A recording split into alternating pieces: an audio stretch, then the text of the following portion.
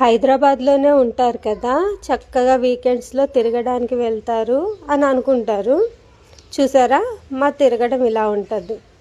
బైకుల్లో, ఆటోల్లో, క్యాబుల్లో ఇలా తిరుగుతామన్నమాట. చూసారా ఎంత చక్కగా తిరుగుతున్నామో. మేము కిందికి దిగి బైక్ ఆపి చూడడం అనేది జరగదు. ఎందుకంటే మేము హైదరాబాద్లోనే ఉంటాం కదా, ఎప్పుడైనా చూడొచ్చు అనే ఒక నమ్మకం. చూసారా ఎంత బాగా చూస్తున్నామో.